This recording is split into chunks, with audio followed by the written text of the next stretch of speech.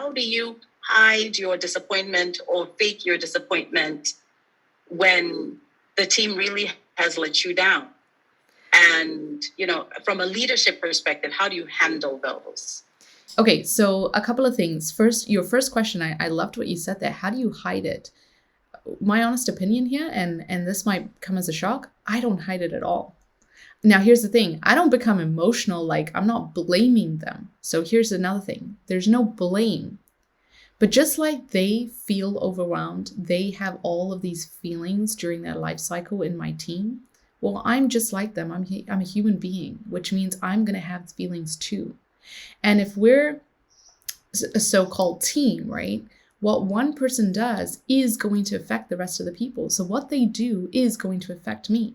Just like if I just forgot to pay them, that's going to affect them. They're going to be disappointed. They're going to be upset. They might even cry, right? So, and I believe, and here's another thing, how have you had these open conversations with your team? Because I believe in value exchange. That's one of the biggest things I value, which is value exchange, which is if I'm paying you and I have no problem to pay you, what's the exchange at that point?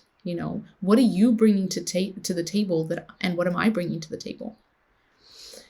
And so sometimes what I've done is if I've observed my team as a whole and I say, you know what, I don't think this is actually going to work in a team setting. I take out the few people that are my leaders, right? And I have one-to-ones with them. And I actually become vulnerable. I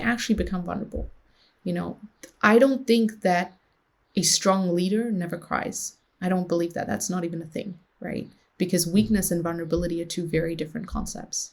Often we mix the two. And so I just basically say, hey, I'm not feeling good.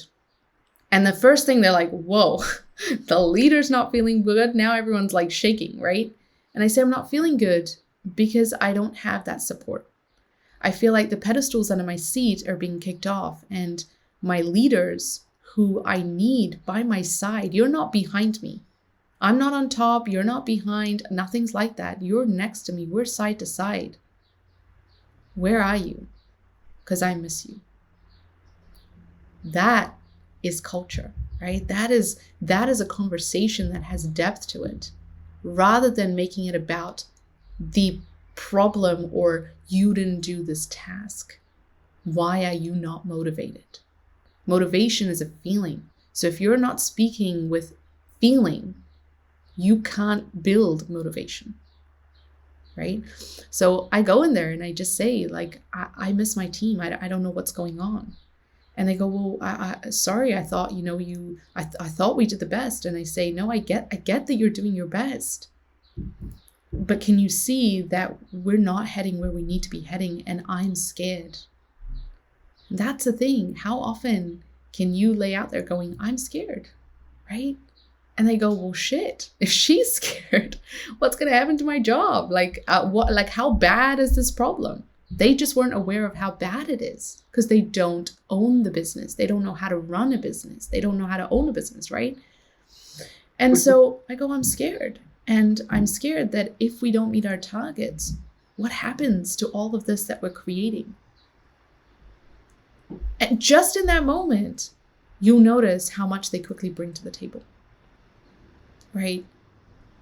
Do you see that would be a very different conversation than having a conversation like, this was the target, we didn't meet it, what's our next action step? Let's problem solve. Like those conversations are great and there's a place and time for that. But in that moment where you felt something, well, I think a successful leader actually is vulnerable enough to really put out those feelings, not blaming them. So I don't say I'm disappointed, I'm sad because of you. There's a difference. They might say, I'm trying my best. They know that they're lying to you when they say that. Because you know if you're doing a good job or not. And so by doing that process, you help them to be like, yeah, mate, you know what, I'm not. And they'll take ownership. Or they'll leave, which is what you want too. Because some people just want to coast in their job. Yeah. And so when the fire gets turned up, because like, actually, I'm paying you, like, I'm not paying $40,000 a year for nothing, or whatever you're paying them, right? They'll just leave. The second thing is people mostly just want to be told what to do, because then they don't have to think. And that's easy. I don't know what to do, just tell me. It's lazy. It's lazy leadership that develops that, because we're not helping them to think for themselves in the role and provide value in the exchange. We're instead just delegating, and then they just come to us and they're like, what do I do? And now they're using our brain. Right. And so it's like we've got an extra arm, which is nice, but I don't want to have to do all the work. I don't want extra arms. I want extra people. It's about how you delegate, how you encourage them to think and own their role and own the outcomes of their role. Like if they're like, I don't know what marketing, I don't know, Google it. Like, guys, we live in the Google age. How to market. Like, they could be Googling it, but they're not wanting to do that because they're not thinking about doing that because they haven't been encouraged to do so from the get-go. And so it's going to take a culture shift to help them realize that the value exchange is not me being an extra arm for Vivian.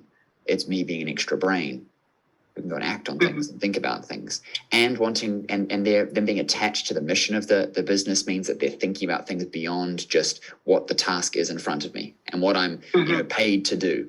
It's like, well, you're actually paid to think, but no one's encouraged you to do so. Let's change the culture.